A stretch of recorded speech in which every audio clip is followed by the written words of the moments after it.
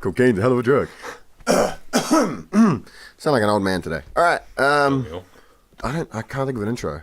Today's episode is brought to you by the letter S. Or W for Wikipedia. They're like our main sponsor. We ran a lot of Wikipedia pretty much. Well, we had the Wikipedia time. rundown last time with the Avengers Infinity War. The podcast is brought to you by Wikipedia. Have it your way. Yeah. Subway, have Wikipedia your... All right, roll the intro. The Sir Brady Podcast, where two blokes talk movies, TV shows, superheroes, sci-fi, and pop culture in an hour of absolutely stomach-clenching nonsense. Stay tuned for reviews, stories from the comments, and fans, and giveaways. I'm your host, Renalson. And I'm Cahan Martin. And this is the Sir Brady Podcast. Woo! Is that enough? Maybe the woo's a bit much. Okay. Hello, everyone. Welcome back to the Sir Brady Podcast.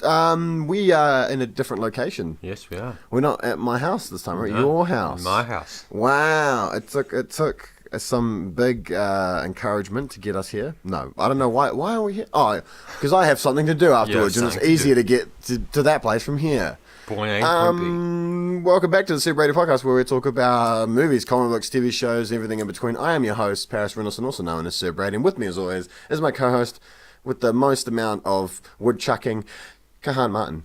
Hey. Woodchucking. Yeah, it's great to know. We were trying to set up the mics, so we did how much wood could a woodchuck chuck? A woodchuck could chuck.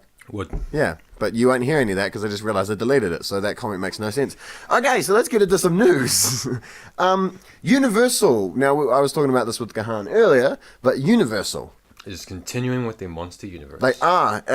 It came in a post from someone from an art department who was at a meeting with some of the heads. Of all the people to leak your news. Well, it wasn't a leak. It was just like they were like, it was like, happy to be at the meeting for Universal Monsters, wink, wink. We're still here. Yeah, pretty much. Yeah. We've talked about this. Sad to say, he's no longer the art director. Yeah, exactly. He's gone. I don't think we've really talked about it on the podcast, but we talked about it personally. We both enjoyed Dracula Untold. Yep. I haven't seen all of the latest Mummy. I've seen some clips on YouTube. And I haven't seen it at all. But this ties into our topic for this week later on. But critically, box office, Mummy did not do well. Yep. And it's really put what do you call it? A foot in the door. No, it's really just squashed any hope. But apparently, no. They're determined to continue doing it. Absolutely, yeah. So, what do you think? Are you excited? Not excited? The next one is meant to be The Bride of Frankenstein. I'm excited in the sense that a couple of years back, when you looked at the Wikipedia page, and they're like, "Hey, we have this actor lined up for this role, and this like actor Johnny Depp and Angelina and Javier Bardem and stuff like that," and like that made me excited because it's seeing quality actors in interesting films, I mean, whether it's made well or not. Like The Bride of Frankenstein's an interesting concept. Van Helsing I find like an interesting concept. So if there's one thing that you can't fault them for, I suppose, is interesting concepts. Yeah, exactly. Good job there. Yeah. But that aspect of it excited me. But the way that it's been executed so far has me a little bit worried, I should say. Yeah, absolutely. Because they almost backtracked after they did Dracula Untold. They did it, and it was like, at the end of the film, they were like, hint, hint, wink, wink. Yeah. And then they sort of forgot about it because they didn't do as well, and now I don't think it's considered to be a part of the universe. No, it's not. Apparently the Mummy was supposed to start. Yeah. If I was in an executive position, I'd say the Mummy's not part of it. It'd be like Dracula Untold. Yeah, exactly. So who knows where they're going with that, but hey, at least again, like you said, I give them kudos for not just giving up. Yeah. Next up, I mean, again, that's not coming from like a good place. No, it's not like it's not like we are the Titans, the Mighty Titans, or whatever. It's not like we will never go up. It's Titans, like we just want cash. Yeah, exactly. Yeah, and we have to make films. We need to compete with this bloody cinematic universe shit. Next up is your favorite film that's not going to happen, Black Widow. As a running thing on the podcast, Cahan... It's still a smokescreen. Yeah, so Cahan believes that this upcoming Black Widow film, which does not yet have a release date, is a smokescreen for Infinity War. Was it before Infinity War came out, you sort of mentioned it. But as reported, there were 60... I'm sticking to my guns. There was over 65 directors who have gone in to go in and try and get the gig. Yeah. Would you be surprised if half of those are just like horny old men who want to work with Scarlett Johansson? Oh my god! I thought they got rid of all the Weinsteins. No, not.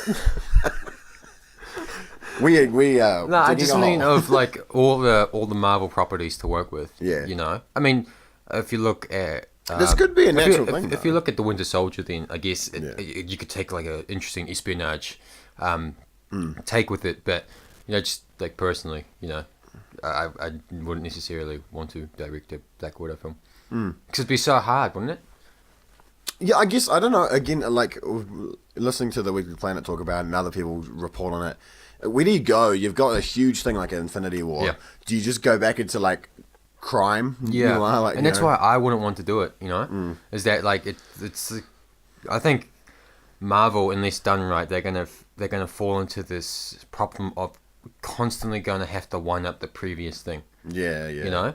And that's why, I don't know, I mean, just my personal take on it is that the Marvel Cinematic Universe and everyone involved in it, from a directing standpoint, I suppose, and writing, they're really going to have to pull something out of the hat to really... Absolutely. Not in just the sense of, wow, this 10-year arc has been so well put together and well completed and we have to match that at least, but in the sense of, where do we go from here? But yeah. We just, I mean, spoilers from Infinity War, we just had half the universe wipe out. How is anything else relevant after Absolutely, without sort of, giving these new players a the next feel. the next bad guy comes along, I'm going to wipe out 3/4 of the Exactly. universe. Just more and more. Yeah, exactly. Because I think this Widow film, it's somewhere between... Because I guess they gave up on the Widow film by putting her... they put her in Iron Man 2, they put her in Avengers, they put her in Winter Soldier. If you'd given her own film within that margin, that's probably a better placement. I think after... after Winter Soldier, you had Age of Ultron. There was nothing after that where you could place her. I feel like the stakes were just getting higher. And the stakes got high enough that you could only just add newer heroes, But also newer stakes, Newer stakes, for her, I mean, Spider-Man did a good job of kind of lowering the stakes and made it kind of like just this, like an Iron Man 1 bad guy. But I guess it's also relatable That because it's in high school, you know what I mean? Yeah, that just worked because it was Spider-Man. I don't think outside of Spider-Man, and I don't think any more with Spider-Man. I think they did their one shot with it. And a lot of people compared Red Sparrow from earlier in the year to sort of what a Black Widow film could be. Yeah. But, who knows where they could really take it. And obviously, I'd be adamant to bring in, I wouldn't go back. Yeah, and that's the thing, how do you do it? No one really wants to see an origin story because it's kind of like a weird thing. Well, it's a well-earned thing, but with origin stories They're very samey. Yeah, but you don't want to do it post-Avengers because it's like, oh yeah, she's taking down like a mob boss or something. Yeah, exactly. But like Thanos, but half the mob turned into dust. She's versed gods, titans, robots. What's a mob boss? And if she fights one of those, why aren't the other Avengers there, Exactly. I mean, it's just that I think it's kind of fallen into a trap of she's a supporting character, and anything she has, any stakes, I suppose. Oh, I suppose it could be a very deep personal movie. Again, yeah, So I isn't- liked the flashback stuff from Ultron when Maximoff fiddled with their heads. I really liked her one. And that background information, that added to the Banner and Natasha. I can give or take her relationships, but maybe the only way they can really do it, at least in my mind, is if the villain is more of it comes second place to like an internal conflict. Absolutely, that could be. I mean, and it's the only way that I could actually see it working, because maybe it's, I mean, and again, it's kind of reaching cliche territory. Maybe someone from her past comes back, and it brings back stuff from when she was like the spy, and she did the read in her ledger and whatnot, and that's the main problem that's the main debacle with the movie, and the mob's secondary, It is that almost like, instead of doing a film that's in the past, you don't have to do the past come to her almost. That's a cool idea. But yet again, wouldn't that feel a bit too Bucky? Who knows where? And that's why I'm like, it just doesn't make a lot of sense to me. Like, absolutely. Yeah. I mean, I'd probably go watch it. Cause, again, I love Scarlett Johansson, and I'll probably watch it. And the character's good. I genuinely think character. Black Widow is one of the more fleshed out characters. Yeah. And I'm looking forward to see where they put her in the next Avengers. And if she... Because there's always like, Chris Evans is leaving, Downey Jr. is leaving. But I feel like Johansson and... Hemsworth. Yeah, they're the two, and a little bit of Renner. Yeah. I mean, but once you think about it, like, this really shocked me the other day. Even though she's one of my favorite actresses, and even though Chris Hemsworth is one of my favorite actors, they're only in their mid-30s. Yeah. Downey's 50-something. Downey's 53. Don Cheadle's in his 50s as well. You know, and it's just like, oh, wow. They still got a bit in them. Yeah. And I mean, Chris Evans is around that age too, but he wants to leave. Yeah, he's showing his disinterest. Or at least depart for a while. Yeah. But those two seem to be quite keen. Yeah. Anyways, that's our thoughts. They're younger than when Downey was when he did the first Iron Man Yeah. Oh, Jesus. Hasbro has purchased the Power Rangers. So Hasbro initially purchased the toy rights in February for Power Rangers to release some toys, and there are some toys being released in the spring of next year. Are we going to see did they buy the entire? Now they have purchased the entire Power Rangers. Are we going to see the first Hasbro movie?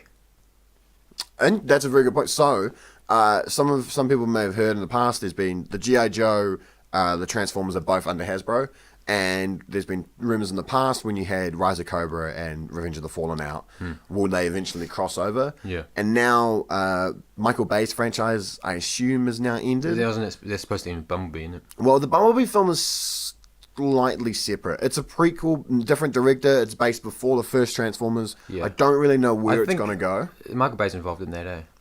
Executive producer, I think, at the most. I think that for him is kind of like his whole, the world hates it, but this is my baby series and I'm going to wrap it up. Yeah. You know, that's the feel. Like, I have to think after, what was it, Age of Extinction, or what's the most recent one? Last night. After that, and that got panned. Like I didn't watch it. I love Transformers. That is my only career choice.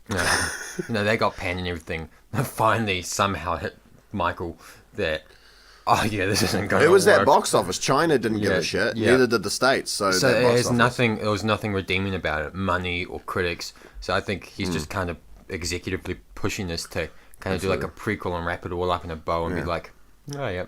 The world may hate it, but I love it. Absolutely. But this Power Rangers, it's interesting. I think there's definitely a market for Power Rangers. And the movie wasn't bad. The most recent movie, I kind of liked it. I did enjoy it. I thought it definitely went in a route that I could get with, and also the actors were really enjoyable. Yeah, everyone was enjoying. Bryan Cranston's great. Yeah.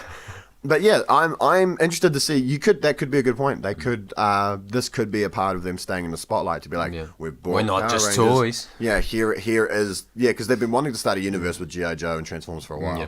But this could be their big sort of payday because Rangers did better. Yeah. I'm guessing than Transformers did. Yeah. In sort of people's like Power Rangers left less of a bad taste than Transformers has.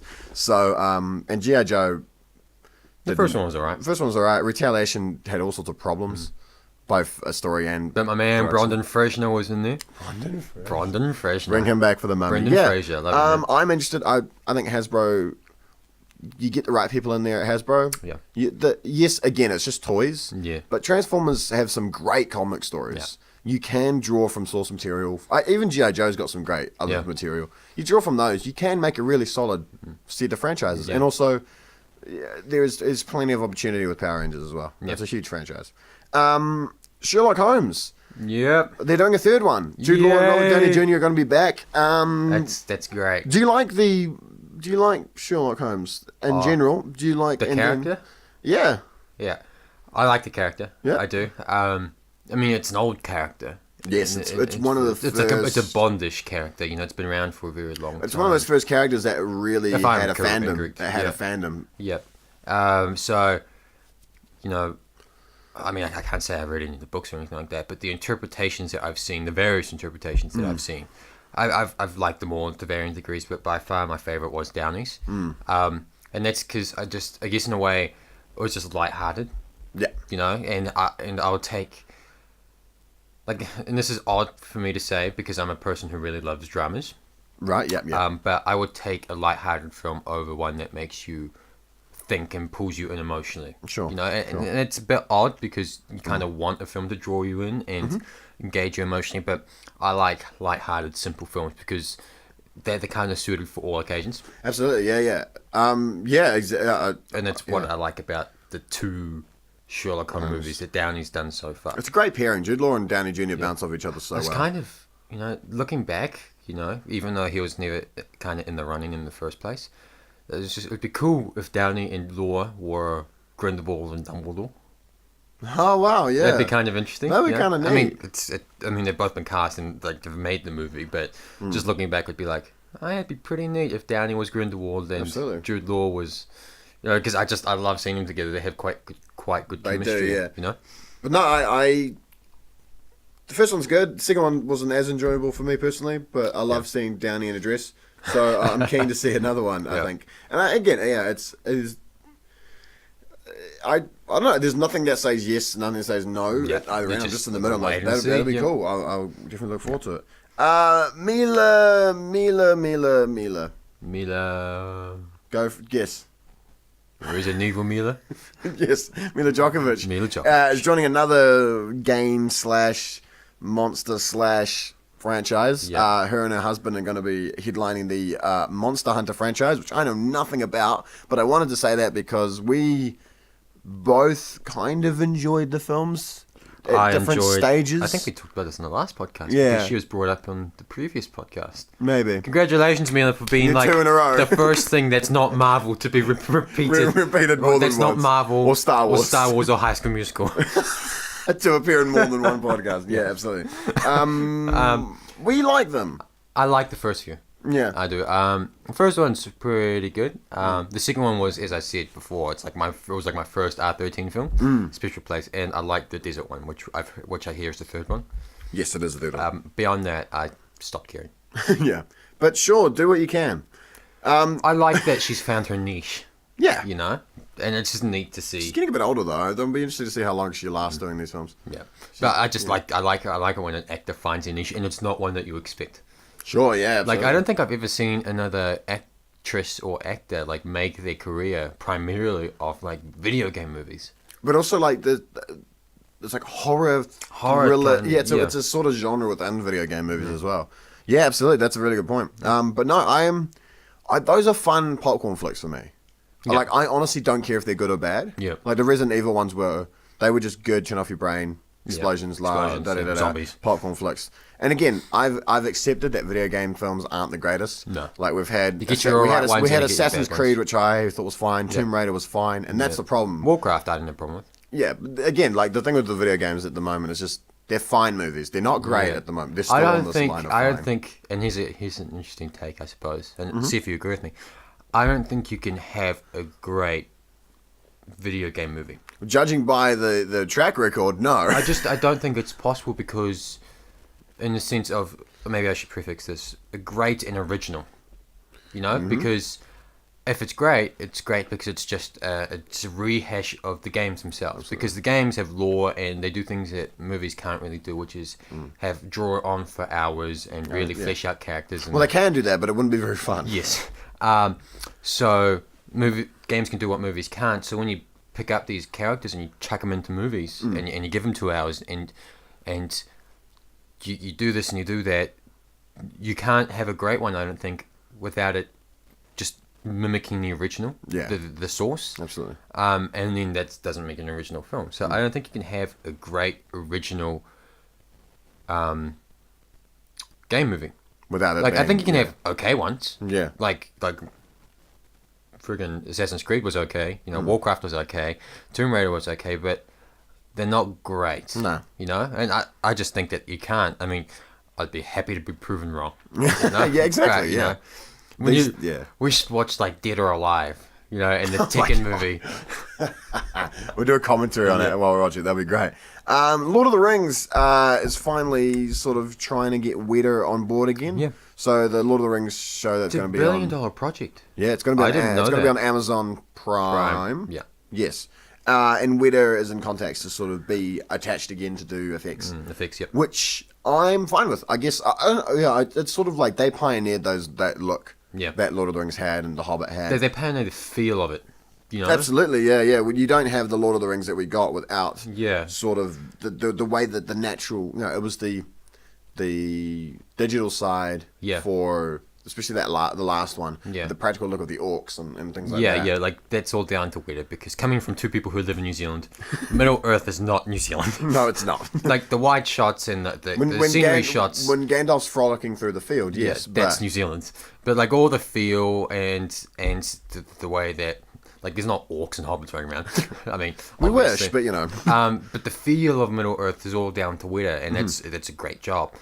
So yeah, it's great to see him on board, because, like, obviously I was against this heavily in the beginning, because I thought that they were just doing the movies. Yeah. That since it's come out that the first season will be young Aragon, and that potentially, because they signed on to do 5 or something like that. Yeah. 2, 3, 4, and 5 will probably be like way back 1,000 years ago, and each season will be like a different story. Yeah, exactly. Kind of like a more light-hearted American Horror Story kind of thing. Absolutely, yeah. Where each season has its own condensed plot line, and I think that's great. You use young Aragon to hook viewers in, Sure. and then next you go something very lore-based that's 1,000 years ago, and like, wow, we're really not just copying Lord of the Rings. Yeah, and that's a great idea. Exactly. Yeah, I was really, when I heard about that as well, I was like, you know, that's cool to keep each season it's sort of its own anthology, you know, like the different Star Wars films have done, and the Black Mirror episodes on Netflix. Yeah. Keeping that sort of a tight season where you follow a character or a, like you said, a mythology, or where a sort of a tribe of characters have come from within the universe, and you follow that. And I guess it just gives you a fleshed out universe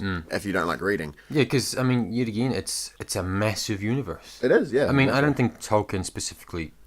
I mean, I think he wrote quite a few things in the universe, but there is a massive timeline. Like, my little Lord of the Rings nerd will come out just for a second. But the when Lord of the Rings takes place, the movies that we know, it's like the year 3,400 and something of the Third Age. That's straight up 3,000 years. In the Third Age. In the Third Age, and then before that, there's a Second Age and a First Age, which each are thousands of years long. Yeah. That's so much time. Absolutely, and you can do anything. I would actually be disappointed if they just rehashed and be like, in this 100-year span, we're going to do our TV show in here like the movies did. Yeah, exactly, yeah. You know, and even if it wasn't focused on the main characters, if it was just like side stories, you know, I'd be disappointed, because you got so much wealth of time. And, I mean, yet again, if they get the feel right, and this is why I like Weta, is that it's a unique take on a very often used mythos, you know, like elves, dwarves, and whatnot. It's got a unique feel to it, you know? And you can say that about other things. That's why I like Blight with Will Smith, because it was like an interesting take on like these characters, you know, or these races. Within like a modern universe. You know, and it'd be cool to see that fleshed out. Sure, yeah, you know? Absolutely, yeah. Because it's got a unique feel, and you've got thousands of years and there's mythology. Don't be lazy. Yeah, there was posts from like Andy Serkis said he won't return as Gollum, and I see that, I'm like, good. I don't think we need that story, you know, because we got that, you know, the opening to Return of the King. Return of the King was like a 15-minute little thing for exactly, Gollum. Yeah, and we don't need a 10-episode, 20-episode season or whatever it is following who Gollum just Smeagol was. caves. Yeah. An extended. Yeah, we don't need that. So again, I completely agree with that idea. They should actually totally do that. They should do like a Gollum Web Pingu kind of series. thing, like a Pingu kind of thing, but with Gollum in his caves. I've got completely different. Teaching moral lessons to kids. Oh my god! Could you imagine Pingu just like saying like he's just like you know, he's just like hovering around the ice. Yeah. Oh man, it brings a whole new meaning to that onesie behind me. So trailers, real quick. You didn't see the new Ant-Man and the Wasp trailer? No, I didn't. There's just pretty much just new footage. There was a neat little thing at the beginning where it had all the Infinity War cast that were like, I saw that. Where were they? I have seen that. Yeah, I've seen that. I might have seen the trailer, but I've definitely seen the beginning. Yeah, so that was kind of cool. But again, it was just more. I think there wasn't more information. So it's clear that this is before Infinity War, after Civil War. They obviously are going on an adventure against Ghost and all that stuff before. And I've been adamant. Spoiler alert for Infinity War, by the way. But I've been quite adamant to hope. I hope to see a bit of Hawkeye in this somewhere, whether it be at the beginning and you see Scott and Clint sort of in court or whatever it is. Yeah. And maybe even in credit scenes. I think it'd be cool. The reason why they step in the next film is because Cassie, Scott's daughter, vanishes. Yeah, and like Hawkeye's entire family just vanishes. I think that'll be a cool sort of like, oh my god, what's going on? Then they like, do-do-do-do-do. Yo, Cat, what happened? Fill us in. You know, because that's why they went back, because of their family. And if their family's gone, they will want to step back into the game. So, as I said last, poor Hawkeye just vanishes in the end credit scene of Ant-Man and the Wasp. Oh, But man. yeah, I think that's the only way they can do it, Absolutely, yeah. and I think it's the way they probably will do it. We got 2 other trailers as well. There's a Robin Hood trailer. You said before it felt a bit like Jude Law's King Arthur. King Arthur, yeah. I'm... I just, like how it's like an epic spin on a classic tale, kind of thing. I also couldn't tell initially where it was taking place, like what era. Yeah. It felt very modern, but unfortunately, I thought they were going to go Robin Hood, Prince of Thieves, sort of like more comedic, but they seem to be going Russell Crowe, Robin Hood. Yeah. More, which... With an epic tinge to it. Yeah, which I was like, you got an actor like Taron Egerton, and you got Jamie Foxx. Jamie Foxx, yep. I was like, you could kind of go like... Comedy? Yeah, Not necessarily comedy, but witty. Yeah, exactly. Serious, which I think but witty. Robin Hood is that. Robin Hood has always been that sort of down to earth, happy-go-lucky hero Yeah. that takes from the rich, gives to the poor, and it's not because he's a bad guy or a good guy, but he just sees what should be happening, and he's our social justice warrior. He is. He's the lifeline. Yeah. So I don't know how I feel about the film. I guess we'll wait and see later in the year when it comes out. But until then, oh no. I'm not. It doesn't look good, honestly. And speaking of doesn't look good, The Predator, I had mixed feelings about. I thought there was too much Predator in the trailer. Yeah. Oh, really? Yeah. I couldn't get enough of it. Yeah? I wanted more Predator. You wanted more Predator? I obviously, the Predator films, 1 and 2, were way before our time. But... We still grew up on them. I grew up on them. I grew up on Arnie's Predator. Really? Yeah, I did. My mum would have killed me if I saw it. Probably because, Really? as a kid, I was scared of everything. Wow. I was like... Is that why I wasn't around here a lot? No, I guess the way that you could, this is the way we defined it as a kid, but I had an overactive imagination. Oh, right. So when something was in my head, I'd blow that out of proportion, and I'd be super scared, Everyone's like a my Predator. mum, I wanted to watch Predator. My mum described the Predator itself, not the movie, but the Predator itself to me. Scared me shitless. This invisible monstrous beast, with weapons and my God. So obviously I didn't catch it when I was young. But when I was 13, 14 or something like that, after you saw Resident Evil 2. Yeah, Predators came out. Predators, I like Predators. And I liked Predators because then it wasn't scary, but Predator was awesome. Yeah. And so, yeah. Does that mean when you went back to watch the first one and the second one, was it more comedic to you than scary? It was, yeah. I mean, not in the sense of that you might think, not in the sense it's 80s of cheese. Yeah, but that wasn't what made it funny for me. It's what made it enjoyable for me. Okay. It's just what made it funny for me is that I compared 80s action to modern day action. And Right, yeah. There's straight up a dude, obviously when I was 13, obviously they're getting back to the chopper, and the dude just stops on a log, turns around and cuts himself, and then the next shot, you hear him scream. Obviously, that just made me laugh, because it was just in the modern film, even though you did get it in Predators, so it seems a bit weird for me to say, but you wouldn't really get that in the modern film. No. Yeah, so there's kind of tropes and stuff that I found amusing, but it wasn't the cheese that made it amusing for me. There's a few actors in the film that I'm also looking forward to see in this sort of genre. People like Boyd Hardbrook, who was in Logan. Who else is? Oh, Keegan Michael Key, part of Key and Peele. He does improv. He does films, but I'm like, this is a cool role to see you in. Olivia Munn's in it, so looking forward to the cast as well as the story itself. Yeah. I think that's it for the news. Oh, is it? Yeah. That's all? Yeah. Oh, we're out of news. We're out of news. Our topic today, I wanted to do a topic. We've done movies the past couple of podcasts. We talked about Quieter. Specific movies, we talked about Avengers Infinity War. We talked about Rampage. Let's generalize it a little bit. Let's open up the topic. Speaking of all those films, money is involved with films. That's how you make film.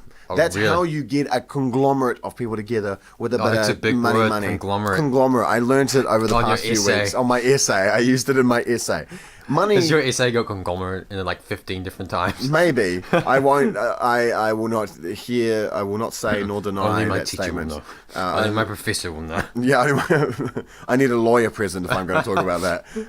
But box office isn't always. I would say. I don't like the critics. We've talked about critics before and how I don't like different elements of critics. We talked about that with Greatest Showman a few weeks back.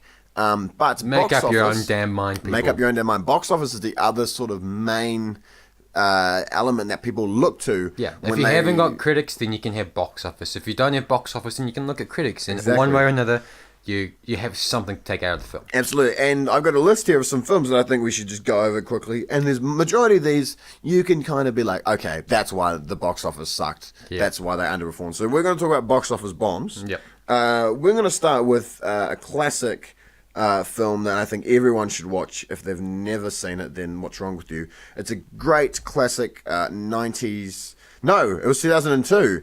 The Adventures of Pluto Nash. This is a Eddie Murphy. So Eddie Murphy did 80s, 90s films. It was sort of like Beverly Hills Cop. Yeah, Beverly Hills Cop. He did Nutty Professor, Dr. Dolittle, Trading Places. Yeah, they were sort of comedy action sort of films. He's a great comedian. In 2002, he did a film called The Adventures of Pluto Nash, which was a live action family film, which sort of paved the way for not as good comedies like Meet Dave and Norbit. And then he did Shrek. White girls. And then he did Shrek. And he hasn't done anything aside from Shrek since. Yeah. Oh no, he did Tower Heist. But No, he also did that movie that I actually kind of like. It was like a drama comedy where like he's like this corporate dick, and like he's only like there's a tree and there's like a curse placed on him, and he's only every word he says, or every lie he says, a leaf falls off the tree, and once all the leaves are off the tree, like the other stops speaking or something. I can't quite remember. I mean, it seems cheesy and it kind of is, but I actually liked it. The Adventures of Pluto Nash. Oh, don't cut me off like that. At least just give me a comment like, oh, okay. I like the idea of leaves on trees. I go off on this tangent, I bare my soul, and you're like, segue. Pluto Nash. No, I've never heard of it, but definitely let me know what it is once you remember. Pluto Nash had a budget of 100 million, and its loss was 96 million. Oh. It did terrible at the Oh box my office. God. It is the butt of a lot of jokes when it comes to underperforming. Yeah. It's even, back in the early thousands, late 90s, home, VHS, DVD, rental stores, Blockbuster, Video Easy, whatever it is, you could get a bunch of your income back, your gross back if it did bad at And theaters. today it's a bit more in deals with like Netflix and stuff like Pretty that. much, yeah.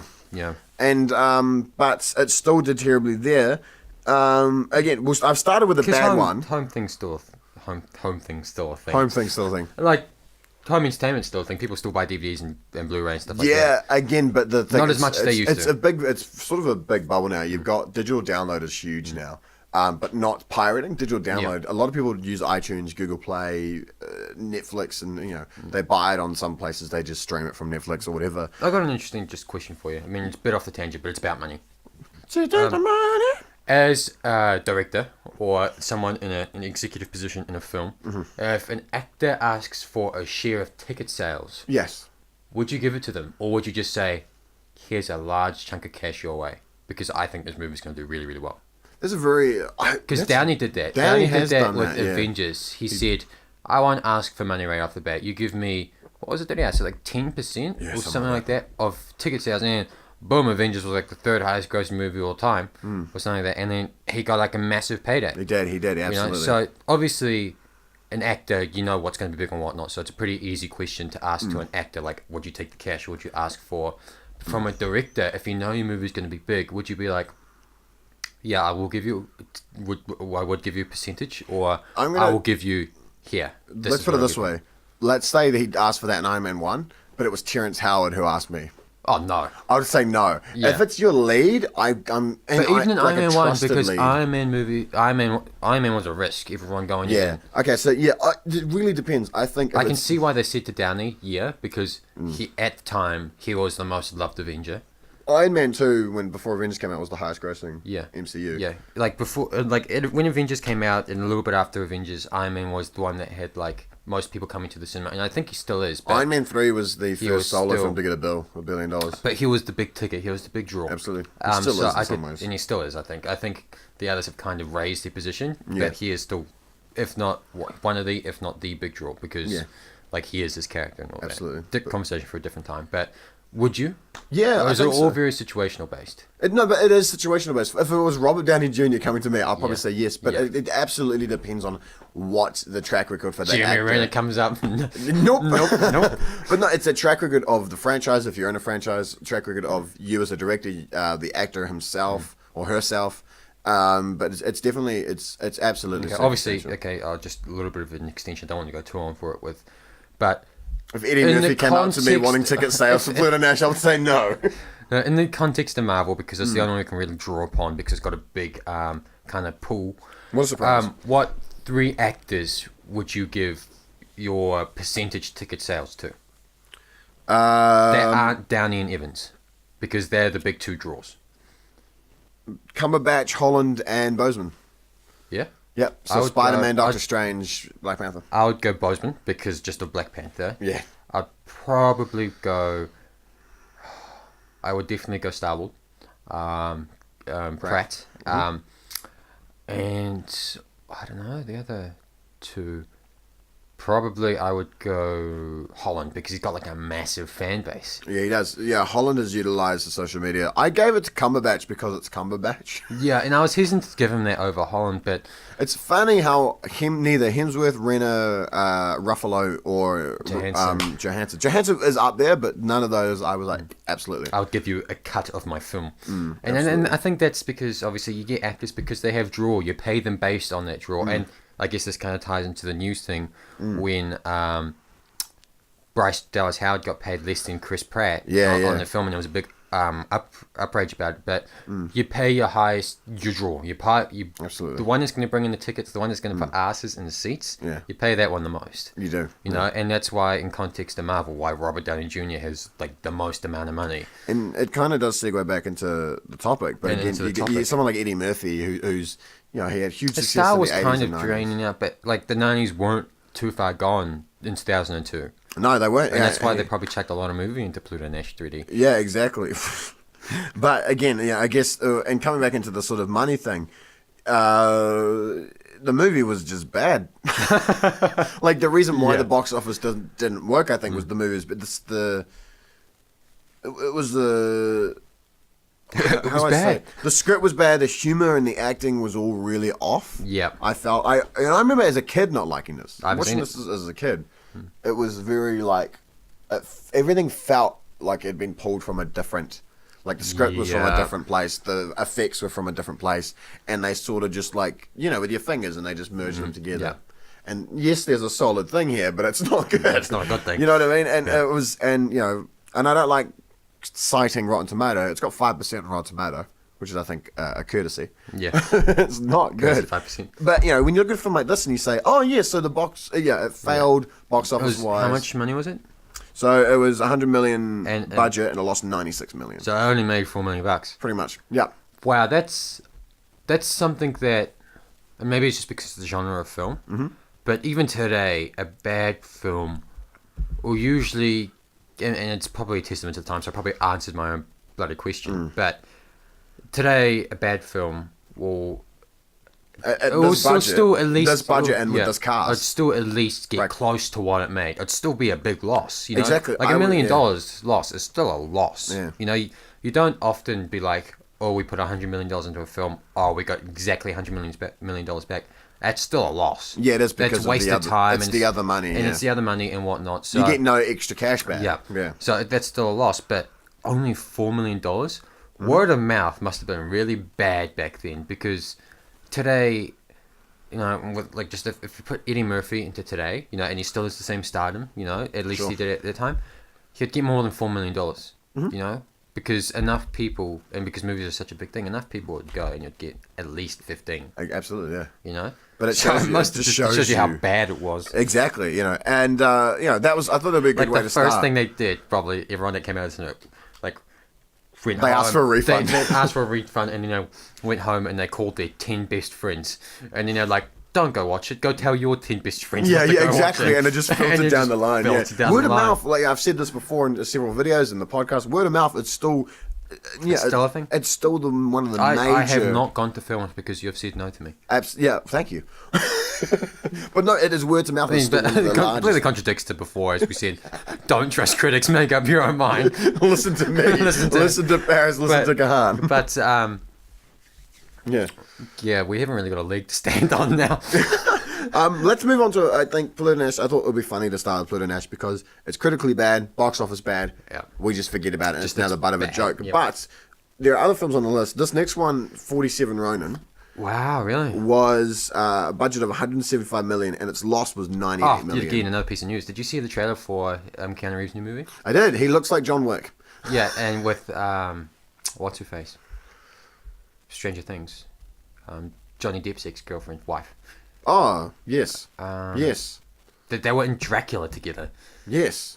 Yeah, her. I can't Edward remember her name. Scissorhands chick. I'm going through her filmography, but I haven't got a name. Was she Amanda? She's not an Amanda. She is. Oh, I know who you're talking about. Let's go back to the topic, but I'll think about it. Hold on. You know, it looks like it looks like a comedy that's right up my alley. Yeah, it does. It's like it does. straight up. Absolutely. It's like it's dark humor. Not in the sense of, but it's just like very sarcastic, very like bland. It's not like it's not showy and vibrant and like, hey, this is funny. it's like a very like, yeah, these people, they're just Yeah, it's very life almost comedy. Yeah. Yeah. Anyways, 47 Ronin was Keanu Reeves. He became a bit of a joke for a while before John Wick. And now he's sort of he's a lead again. You know what I mean? Like, he's a lead again. 47 Ronin was a part of that return to form. Yeah, so it was 2013. And it was a cool film because it was a mixed country sort of thing. You know, it was and it had Asian actors in it. It did. It was a Japanese. It was really heavily Asian. Asianly is not a word. Asianly, yeah. It had quite a few Asian actors in it. But I watched it a few years back. Yes. And I enjoyed it. I mean, I wasn't necessarily calling up everyone I know and be like, oh my god, what a great film. You didn't call me. But I did watch it and I did enjoy it. So I'm a bit surprised it's a bomb. Yeah, exactly. So, again, the thing with this one, it's not like Nash. This has, I would say, close to more positive reception from a lot of people. So it's got positive, yeah. Yeah, it's you know, if we're going to cite Rotten Tomatoes, I think it's somewhere around 60. Yeah. It's not a terrible film. Yeah, it's just... Yet, again, the thing about... Look, I think this one is a different circumstance because it's cultural. It's a culture thing. You got a white man leading a film with Asians in it. Does it? You know, people forget. They don't care whether it was directed by a white man. Ryder. It was Winona Ryder. I got her. Oh my god! It doesn't matter if it was. She's the woman I was talking about before. Thank you. It doesn't matter if it's directed by a white guy, a black guy, whoever. If you got a white lead in a film with Japanese people, Chinese people, Koreans, Thai, Filipino, everything. It's a culture thing, and people don't want to watch that film because they think they're a part of the problem. Yep. Do you think the opposite would happen if it was an Asian lead in a sea of white people in an Asian film? It would, yeah. I don't know. I mean, it's kind of interesting because I can kind of see where. I guess it's one of those things where you just go all or nothing. You just go out straight white cast everything, or it's everyone's Asian, because it doesn't make a lot of sense when you have a full Asian cast in an Asian film, but the lead's a white man. Yeah, absolutely. I just. Yeah, I don't know what I was saying. No, but again, I feel like the reason why this flopped may have a mixed, but I think it's that mixed reception. Yeah. You know, and added with at the time, whitewashing was a bit of a thing. But also, I mean, it still is now. Keanu wasn't exactly in his prime again. Yeah. He was still a butt of a few jokes. Yeah. So Keanu can only act one thing. Yeah. Whoa. Yeah. Bill and Ted. That was his. Yeah, he had Matrix and Bill and Ted, and it's only recently that he's become himself again. And there's one venture in serious acting, Dracula. Yeah. The worst British accent I've ever heard. Yep. But again, it's very interesting how this project. It's kind of sad because he's such a great guy. So the director was removed. You just completely cut me off again, man. There was a Universal... Just give me like a year in future. Just be like, anyways. I was in mid-thought and you were talking and I just completely ignored you. I feel bad. That's a Universal producer was pretty much... It was a first-time director. Yeah. A producer got involved quite heavily. And what he did, he was removed from the project after asking that more footage of Keanu Reeves should be added. Oh. So there was this whole weird element of like put the star in it more. Yeah. And people said it was whitewashing the film. Yeah. It was doing this. I also kind of just makes an unbalanced film. Yeah, it does, and it can kind of tell if you rewatch it with that in your mind. But yeah, it's very. Yeah, it's very odd why this film didn't succeed. Also, people may not just be interested in the theme. Yeah. But when you have Not all films are guaranteed hit. No, but when you have had previous films in that era sort of succeed, it's interesting why that one would flop. I want to go into a successful film from last year, a film called Blade Runner 2049. Oh, yep. Now, this one is an interesting one for me personally because I knew a lot of people who saw it. Yep. Yet, it had a budget of 185 million and it only got 259 at the box office. Yes, that number's bigger. It's still considered a flop, though. But it's still considered a flop due to the, like you said before, even if you match your box office, it's a loss. You only just and go it's over still, it. even if you match it, it's still a pretty big loss, too. And this film was interesting for me. Blade Runner is a huge hit. It's up there. Harrison Ford is Han Solo, Indiana Jones, and then he's Deckard from Blade Runner. This is the sequel that everyone was sort of, it's that, hey, he's back in a classic role, And it's not just about him being back in a classic role. It can stand up for the money. Yeah, for the money. And you got a great cast. You got Ryan. Didn't he just die though? In Star Wars? Yes. So he had just died. I was like, Harrison Ford's dead. But you got Ryan Gosling. You had Jared Leto, and I can't remember the girl's name in it, who's also brilliant. And you got that. Yet it flopped. But this is the exception. It's praised. Yeah, it's praised. It is loved. It got nominated for Academy Awards for its visuals, for story. It is a brilliant film. The thing it's is, well received. As we said before, you get one or the other. But it's pretty obvious what companies would like more. Yeah. They would like the money over the reception. Absolutely, yeah. And I've heard no talk of a sequel. And you think about, we talk about Michael Bay's Transformers. I can argue why I like Dark of the Moon to some degree, to the Cows Come Home, why the first one's not bad. But all those films from 3 and 4 got $1 billion at the box office. But they keep going. And they got worse and worse, and they keep going. Because it's money. It's money, absolutely. But a film like Blade Runner, you're going to have to wait for a crowdfunding campaign for you to get a sequel. Go add me page. Yeah, exactly. GoFundMe or whatever. Whatever it is. Yeah, and you're going to have to wait for that to even get close to announcing a sequel. I said go add me. Go add me. Add me on Facebook. But yeah, that's what happens. You get a film like Blade Runner, which is a great film, and I recommend people watch the first one, watch the second one, because some people didn't. They didn't understand it. But it's a great film, yet it flopped at the box office, and it's funny looking at why and why not, because it really makes me think about those films that are reboots and of former franchises like Ghostbusters, and even Ghostbusters, the reboot did not do well. Yeah. But that had a different reason behind it. Yeah. It was... Females. Every podcast you have one word or a comment that I have to be like, Parrish doesn't truly mean that. But I do. No. But again, like, there's all these reboots and remakes because they think they can bank off the old ones. Yeah. And you get a film like Blade Runner, which is, in essence, banking off the old one. But also it's its own film in a huge way. Critically received, yet it still flopped. Who knows why it did that? And yet again, you can attribute it to a lot of things, eh? Like... In our country, it did have an R rating. Yeah. So that takes away half your audience. Actors... reception of previous things, Absolutely. know? Once you think about it, I think Deadpool 1 was a massive success everywhere. And that's an R-rated film. And that's a first of its kind as well. And that's attributed to a lot of things. And that's not necessarily Ryan Reynolds. It's not down to him necessarily because Ryan Reynolds didn't have the best track record going into this film. No, he didn't. But also, there was... Green Lantern, R.I.P.D. and whatnot, but it's... A lot of things go into a film marketing. The leak from Deadpool was also a major reason why. A lot of things go into a film marketing, and a lot of people don't recognize that. Absolutely.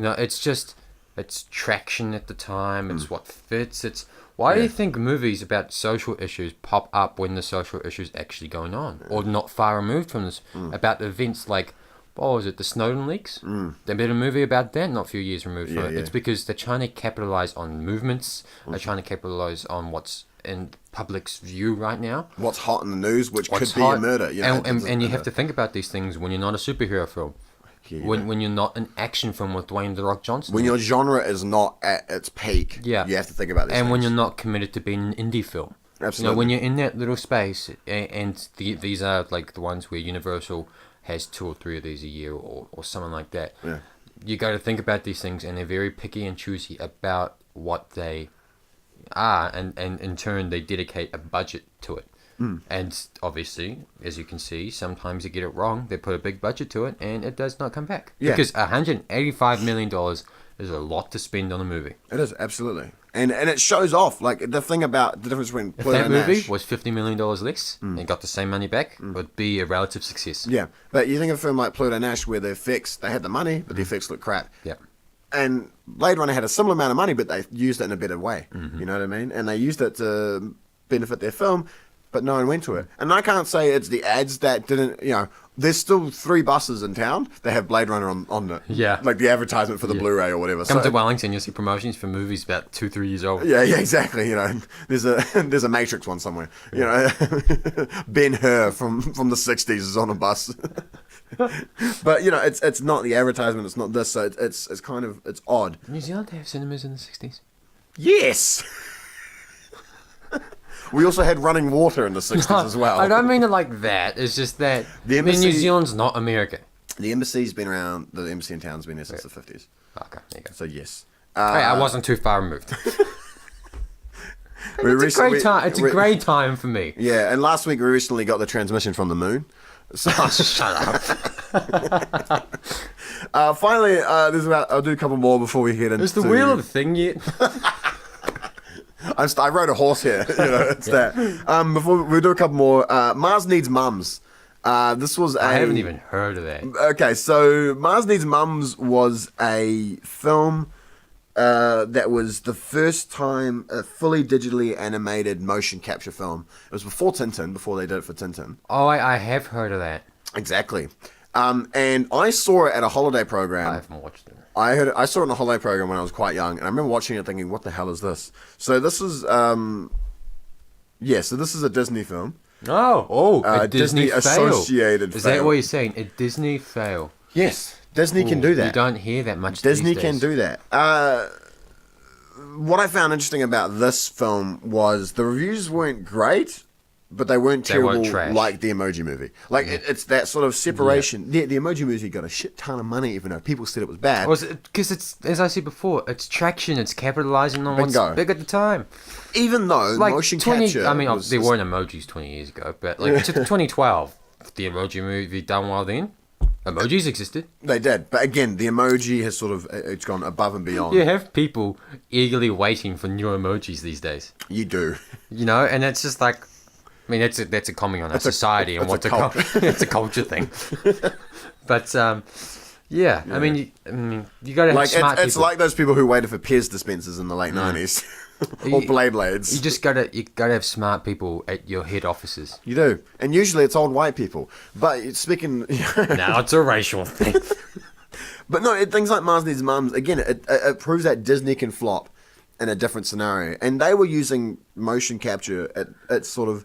It was after Lord of the Rings and King Kong, but it was before sort of Planet of the Apes. So it was in this grey area where motion capture was definitely getting somewhere. Yeah. It wasn't at its perfection, so they hadn't utilized on-set motion capture, which is how they've done Star Wars and Planet of the Apes. But it was definitely doing well. And the whole film to be like that, that's a huge step forward, yet they're focused on that. The story and the writing and the casting. Fell on the wayside. Exactly. So it's interesting how it's $150 million budget, which is pretty small for mocap, and for a CGI film, lost $100 million at the box office. Yeah. So it's a very interesting... Oh, that 150 million, probably like 130 million that's mocap. Yeah, exactly, and the rest of it's paying your cast. But it's fascinating when you get films like that, and it just does not do well. Yeah. Here's a question for you. Thank you. What's the draw of having... famous actors in voice roles, Like, you think The Secret Life of Pets, like, I mean, I kind of get it because you want to hear familiar voices, but what's so far removed? Because yet again, this is this actor draw and everything like that, but you're not even seeing them act. You're not even seeing them. It's just these voices that are recognizable. Do you want to take a guess at where it originated from? Like the first voice acting role. Like a Hollywood star voicing a character. Yeah, Aladdin. Bingo. Ron Williams. And that is different to some of the modern ones. You know, you get Kevin Hart, Daisy Ridley, just a random bunch of cast to do some voiceovers. If they don't have a distinctive voice, you know, Peter Rabbit, I think, had Daisy Ridley, James Corden, a bunch of others. And I guess when you headline them, it's weird. I can think of 10 actors whose voices I would go listen to. Maybe not even 10. Yeah. A handful of actors whose voices I'd be like, I would go listen to that. Yeah. You know, the others I'd be like, oh, it's great to hear a famous voice, but if you replace that with a charismatic, quote-unquote, normal person, Yeah. I probably wouldn't notice the difference. Exactly. You know, But that's the thing. and the people I'm thinking of are like John Hamm. Oh, yeah. You know, like people with distinctive voices, you know? But apart from that... Morgan Freeman. Yeah. Like, and that's the thing. Ron Williams has a distinctive voice, a distinctive way he utilizes his And voice. to kids with a lot of these things, sorry to cut you off again, but to kids, they don't know who John Hamm or people like this is. So And what's that's the why a thing? film like Tomorrow World Never Land. dies. No, it's the George Tomorrowland. Clooney one. Oh, yeah, Tomorrowland. Yeah, that's why a film like that fought, because they market it. They were like, George Clooney. Yep. And, In a kid's film. these kids don't know who George Clooney is. Yeah. And that's why... He's Batman, Mom. Yeah, exactly. From the 90s, the Batman where he was like... He's "Hi, your Freeze." Batman, Mom. Yeah, he is. He's your Dr. Batman. He's the ER Batman. But Ron Williams was a different situation because he could have been a voice actor just as much as a normal actor. And when you... Although I am saying this, sorry, in context of straight up animated films. Yeah. Like, but in like you've got where's a movie where it's not popular? Yeah, you've got Robert Downey Jr. doing Doctor Dolittle later on in a couple of years or in a year or so, or whatnot. Yeah. He's a live action character, and so I can kind of see why you want famous voices. Yeah. Because he in a weird sort of way plays off them. He does. You know, but when it's and so famous voices, and then you get famous actors in your head and whatnot, and so that works. Yeah. But just straight up like Secret Life of Pets and whatnot, or what was that one with Christian Wiig and Seth Rogen, the food one, Sausage Party. Sausage Party. You know, what's the difference between them and you know? And I just find it to be like an interesting little niche to discuss because really you watch actors act. You know, when they're not when they're not one of those distinctive voices, and those distinctive voices are different for everyone. What separates an actor from a regular person? So from an executive point of view, why pay millions of dollars to a normal actor? Absolutely. Why not pay quote unquote yet again a normal person or a voice actor? It is because that you get draw. the same kind of traction. It is that draw. and it's that draw. You know, the film Her from a few years back about... I'm not going to watch this film. It hasn't got A-listers doing the voice acting. Absolutely. And it's a weird draw as well. It's a weird thing to get people into your seats. Yeah. But Her from 2013, there was initially a different actress voicing the AI on the phone. And then last minute they got Scarlett Johansson. Yeah. And that was just to put her name on the billboard. You know, her face was nowhere in it. She could get paid, I don't know, $100 million, 15 minutes in a booth to record the lines. And... It's fascinating. It's this thing back when Disney did Aladdin and they did like Little Mermaid and Mulan. It was that era of Disney, and they did this thing where they put Ron Williams in a film, and Aladdin did well. And these executives were like, "Oh, Ron Williams, that's why." No, because Aladdin's great. Yes. Aladdin is a great story about Arabian Nights. It's got good music. It's a Disney classic. It's not Robin Williams. And he knew that, you know. I mean, this issue that I just spoke of, I mean, it's not going to change. It can't change because I don't know if The Secret Life of Pets did well or not. I think, it did relatively well. It's a thing not now. critically, but commercially. It's a thing now to have famous people do voice acting. So if you had quote-unquote regular people again, that would flop. Would Toy Story do well if it did and didn't have Tom Hanks and Tim Allen? But that's the thing, is that they've become those voices, but right in the first one, if you've got a charismatic enough voice, you know, and there's 7 billion voices out there, you know, you could... What's the difference? You know, and back then where names didn't really count as much as they do now. Yeah. You know, and it's just interesting to... I mean, and yet again, this whole discussion, we've kind of answered it in our own weird sort of way. Yeah.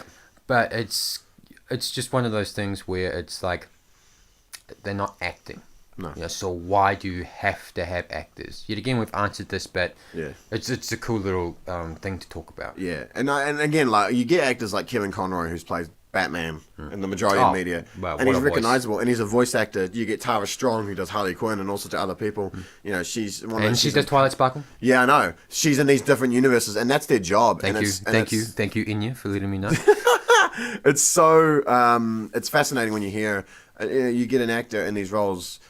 Yeah, it's complicated because it's like, yes, they're not acting, but they are. But it's also like, why do you need to put their name on it? Why can't you just say, you know, Secret Life of Pets? That's a new hit film by the people And who brought you arguably, you could Despicable get Me. way better voice actors. You Because could, there's such but a also wider you don't pool. need to put their name on it You if can, it's a good film. You don't need to pay them as much, but yet again, it's that marketing thing, and it's what this whole subject's about.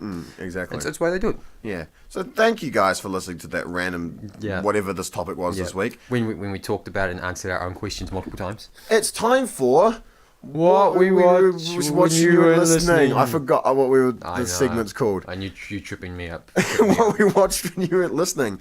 You watched Life. I'm watched guessing on Life. Netflix. No, on Sky. On Sky. On Sky. Oh wow, you looked into this. You watched Life. I watched Deadpool 2. Yeah. Hit me with your Life. We both watched Ryan Reynolds. Oh, we did, didn't we? You watched more Brian Reynolds than I did. But it's hard to explain because I watched most of Life. I didn't catch the first part, but I catch the important part. I caught the important part, so to speak. I missed the credits? first. Yeah. Told me everything I needed to know. No, I first missed Produced 20 by minutes. Dick. But it's obvious that they're on Mars or something like that, and they collect this life form. Yeah. And whatnot, and yeah, describe it. Life's the movie. It's life. So it's this based in alien space. entity. It's based in space on this space station, with various actors of different Backgrounds. Although they all speak perfect English in American accents. So well, that's kind what of discredits it. Well, that's what happens. And most of those blind people are like European. So you've got like a Japanese person. Russia. You've got a Japanese person, a British person, and an English person, and the last three are alive. Oh, Yeah, but of course. Asian man made it into a top 3. Yay! Woo! I miss And the you, black Glenn. guy. Yes, he did. He was top 4. But yeah, but they pick up this entity and they base it on, they do a little bit of scientific research on it, and it escapes. And from there, I guess it's your it's nothing groundbreaking in the sense of, oh my god, here's a new way to look at things, but it's this entity and it kills people, but it like munches off them, and it grows, kind of like that Stephen King movie based in Antarctica. It's not it. The Thing. Thank you. It's kind of like The Thing, but instead of mutating, it grows, and obviously things happen, and they like find ways to kind of contain it and try and kill it and whatnot.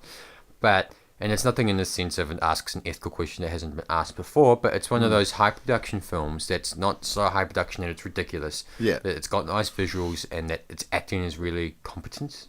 I'm not going to say groundbreaking, but it's competent. Because it's Gyllenhaal, it's Jake Ferguson, Gyllenhaal, Rebecca Ferguson, and Ryan Reynolds. And the Asian guy is a recognizable one. I don't mean there's no connotation to that whatsoever. But he's a familiar. But he's been familiar. And so it's acted well enough that you can focus more, and it involves you enough that you can just question kind of, instead of just being a thing, a throwaway, like this is what the film was trying to ask, it does kind of ask that question, is that this thing's just trying to live like the rest of us. Yeah. And it doesn't delve too deeply into it, but, it's like... So it's definitely an trying to grow, film. it's trying to... Yeah, it's like... This is this entity, we brought it on board, we're trying to kill it, but it's just trying to survive. It's not purposely trying to kill us and whatnot. It's hungry. It's hungry and it wants to live. And anyway, the end happens and it ends up, quite spoilers, it arrives on Earth. Because Rebecca Ferguson and Jake Gyllenhaal escape. Right. Both on 2 life shuttles. Right. And one was supposed to, Rebecca Ferguson was supposed to hit to Earth. Yeah. Whilst Jake Gyllenhaal was supposed to attract it into the pod with him and launch it deep into space. Yeah. Like, so he was going to sacrifice himself. Oh, wow, yeah. But a reverse, the pods clash. She heads off into deep space. He heads up on Earth. Wow. And things like that. So I was led to believe. I thought you said it once, but obviously I was thinking about the wrong film. I thought it was a prequel to Cloverfield.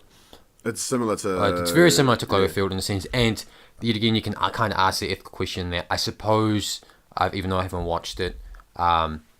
The Cloverfield paradox asks, kind of thing. It's just that life is, It's just life, you know. It's not necessarily bad or evil, you know. It's a little bit like Annihilation and how that works. Yeah, it's well, just it's trying to survive, it's trying to exist, and it comes at the cost of us. But yeah, that's life. I mean, and it's a great little film. It doesn't. No, I don't get the feeling like it's trying to rise above its station. Like, right. You know, it's just it knows what it is. It knows what it is, and it asks the question. It's a question that's been asked before, but it's done well. It's executed differently. It's executed differently. It's got a high enough budget. It's acted well enough to stand on its own and just be another one of those films, but a good one that asks a question that others have but failed to do so. Sure. Right. Yeah, I get it. Yeah. Nice. Cool. I definitely checked it out. It was one of those ones that I saw the trailer, saw it release. Yeah. It was out of media, and I just sort of avoided it. Not avoided it, I just sort of missed it. Saw it pass you like a bus. Yeah, exactly. I was like, oh, look, live. It's got... Like an actual bus with life on the side. I was like, oh, look, life's passing me by. Yeah. I got to see Deadpool 2 on Wednesday. Yep. I won't do it. If you get around to seeing it before the next one, we might have a half the episode to talk about it. And honestly, I didn't enjoy it as much as the first one because the first one had that thing. It was the R-rated. It was like, my balls are in your face. Yeah. It was fresh. So that will always be there.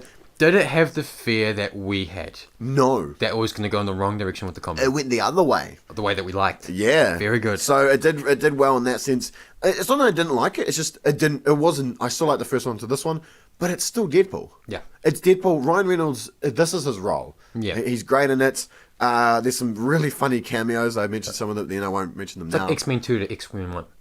Yeah, it is. Like, absolutely. It's not bad, you know, but it's just... Although I like X-Men 2 more than X-Men 1, so it'd be X-Men 1 to X-Men 2. Yeah, but it's not bad, and it's not atrocious, but it's just... Par. It's on par. Yeah. You know, and it's a sad kind of thing that we have to think it it's has like, to be better. It is literally like when you go golf and the par is 2. Yeah, and you get 2. And you get 2 the first time, Yeah. but this is your first hole, and you go, yes, and you do it again, but it's not as exciting because you already got it. Yeah, exactly. It doesn't take away from it. It's just, I already got this. Yeah, exactly.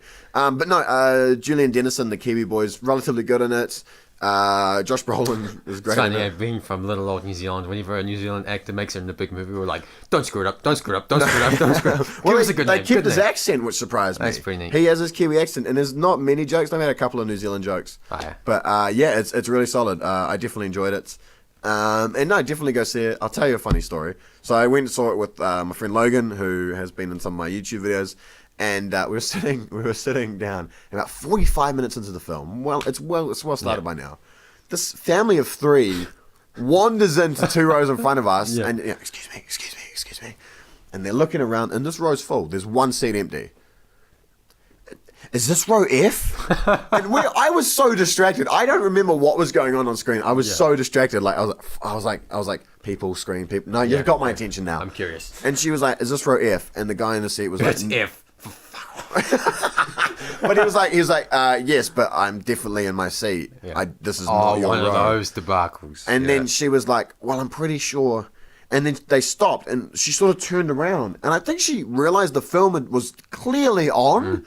Like she didn't notice beforehand that it was, and she sort of kept going along the row, stopped, and then sort of shuffled her. It looked like her grandma from my angle. I was like, "You're bringing your grandma to Deadpool," and she shuffled out and left the theater. And I was like, okay, interesting. Overheard the security guard afterwards, they just were in the wrong theater.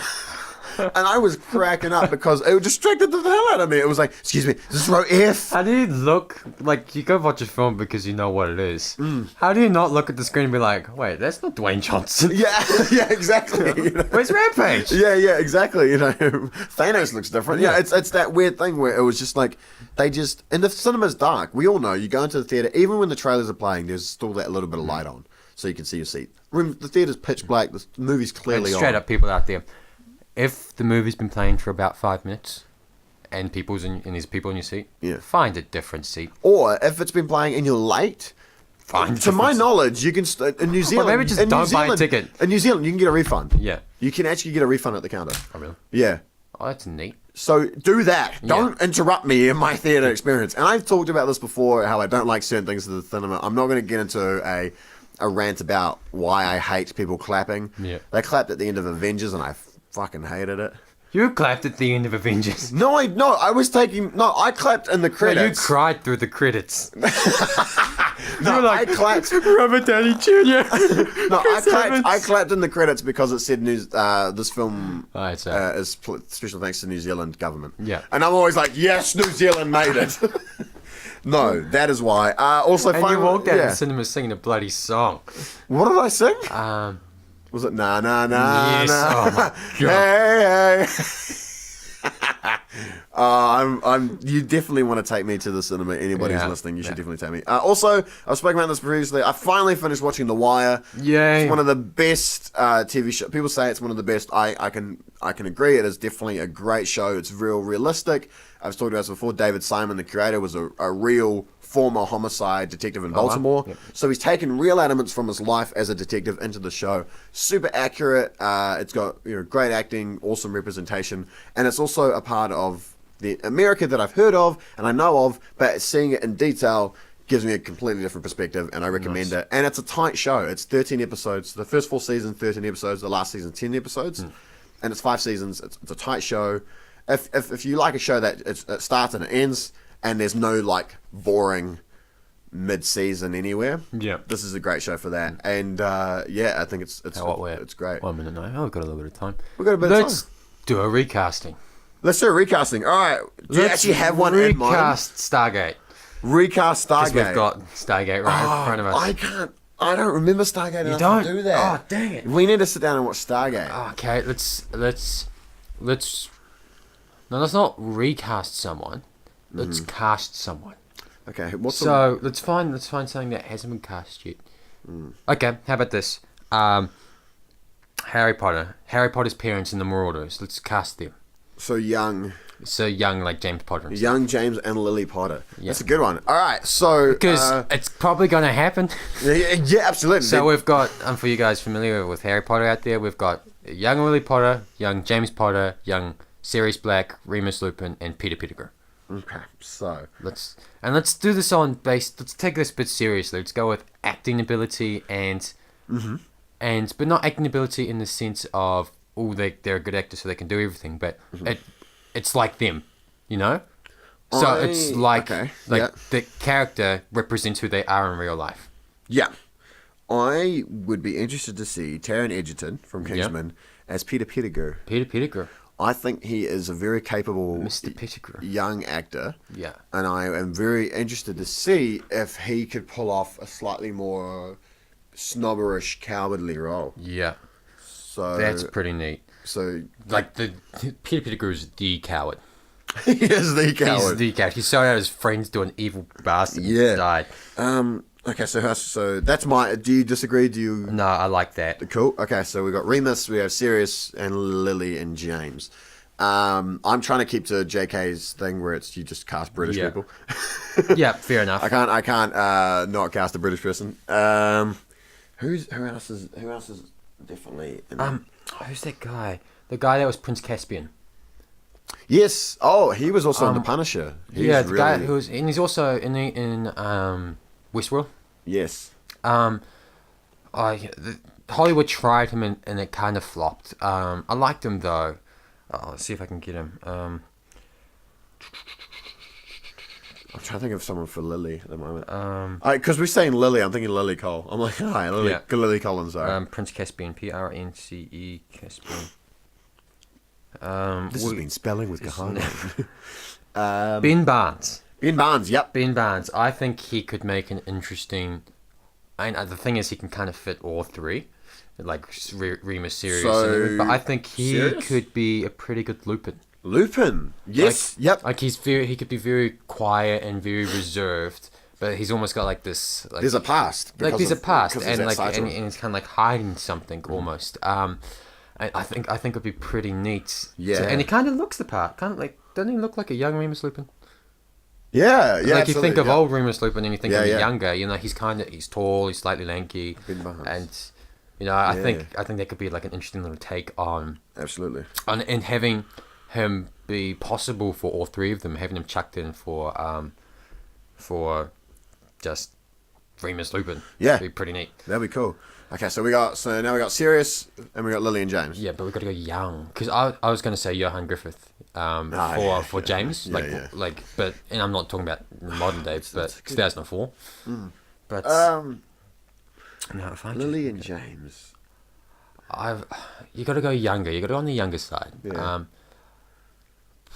But he's too American looking. Who? I mean, I don't know if we can do it with just JK, just British and Irish people. Who are you thinking? I was thinking Zac Efron, but he's just too American. he's too all American good boy. No? Zachy. Harry Styles. I mean, and I'm hesitant to call the guy an actor. Like he wasn't. Did you watch Dunkirk? No, I didn't. Okay. But I'm hesitant to call him an actor, like I am. But As James? as serious, Is it the hair? it's the hair. I think it's the hair. I fell prey to the hair. The hair. Okay, sorry. No, never mind. It's quite difficult because I'm trying to stick to I'm trying to British. think of British actors, but I'm trying to think of a British actress with red hair.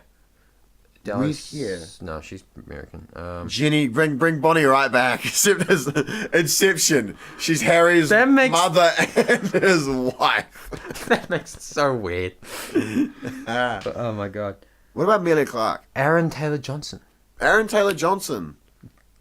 Which one? Sirius. Sirius Black, I think. Aaron Taylor Johnson is serious. Like you kind of get the feeling from Kick-Ass where, I mean, because he's a bit of a nerd in Kick-Ass, but he can play a bit of a happy-go-lucky playboy, you know, like very but also flamboyant, but as not. in Quicksilver and in Godzilla, he's got definitely a serious tone to him. Yes. So he's got the chops. Yeah. So we've got Taron Egerton, Ben Barnes, and Aaron Taylor Johnson.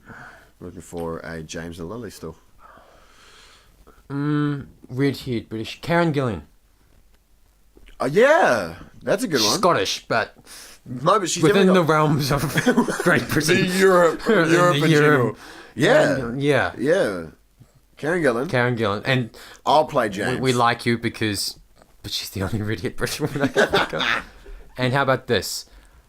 Take Ben Barnes out of Remus, put him in James, Yeah. and put Andrew Garfield in Remus Lupin. That's awesome. Yeah. That's awesome. You I know? like that a lot. Okay, yeah. Because, like, he is... You watch... what's the war one that he does? Hacksaw Ridge. Hacksaw Ridge. You know, Yeah. he's quietly... He's It's very reserved, good. He's very he good at sticks that. to his guns. You know, he's like... Remus Lupin does not like being a werewolf. And he's like, nah. That's very good. Look at that. Boom. Ben Barnes, Karen Gillan, Andrew Garfield, Taron Egerton, And Aaron Taylor Johnson. Aaron Taylor Johnson. That's awesome. It's kind of cool. You I know? like that. Yeah. We're good at this. And they kind of seem like they could be full... They could be a group of friends. They could work together well, I think. Boom. J.K. We- Rowling, we got you back. We do. Hollywood, you're not British. Nah. Thank you guys so much for listening to the Sir Brady podcast. I like that one. Yeah. I'm not like excited, but I'm like into it. Yeah. Like I'm like, ooh, I could watch a movie like yeah, exactly. This is a bit of an off week, but if you enjoyed, don't forget to let us know. Comment down below what you want us to talk about. If you have any ideas, comments about any other thing, let us know. Just do that. Yeah. Just do that. Straight up do it. On Sir Brady, I've been up and down with content. I've got lots of excitements during the moment, but there is. Speaking of podcast, there is a bonus clip of us talking about Chewbacca Groot versus versus Chewbacca, which I very much enjoyed doing those superhero showdowns, so we might do that again sometime. There's also the mini documentary about me, which features you in it. Oh, yes. Brief documentary about how I started YouTube. How he turned into Sir Brady. Pretty much what acting, spawned Sir Brady. where acting came from, where my love for sort of doing these things came from. Go check that out both on my channel. And also, thank you a lot to all those people who commented on the Infinity War video and who sent in questions, who also talked to me outside on the comment section. It's our most favorited podcast so far, neat. and it's great. Number 10 was the best. Number 10. So thank you for all the support on that one, and thank you. Oh, thank Cahan. you. No, glad to be here. It is a pleasure. Just for a second, I had to remember what I've said the past 10 podcasts. Got it. It's Glad just to be here. It's glad to be here, Glad to be absolutely. And stay tuned for whatever stuff we have coming out next. And as always, we'll see you in a fortnight. Yep. And I'll see you in a fortnight. Yeah. And we'll see. I was going to do a song. I was going to start singing, but I Na, couldn't. na, na. Na na na na na. Hey hey hey. Goodbye.